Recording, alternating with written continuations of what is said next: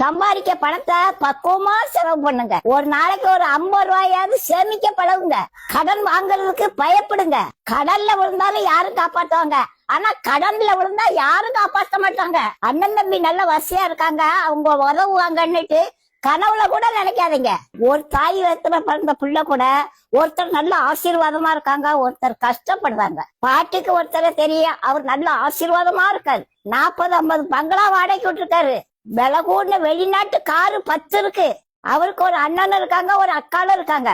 அண்ணன் தினமும் வேலைக்கு போனாதான் வீட்டுல அடுப்பெரியும். அக்காக்காரி கதையும் அதான். அக்காக்காரிக்கும் காத்துல முக்குல ஒண்ணும் கிடையாது, அவரும் கஷ்டப்படுவா. இந்த மனுஷன் ஒரு உதவி செய்யணுமே. இல்லைங்க, நீங்களே விழுந்தாலும் நீங்க தான் எந்திரிக்கணும். யாரும் தள்ளி விட்டாலும் நீங்க தான் எந்திரிக்கணும். கஷ்டப்படும் போது உதவி பண்ணதுக்குதான் அண்ணன் தம்பி இருக்காங்களாம், அப்படிதான் கடவுள் சொல்றாரு.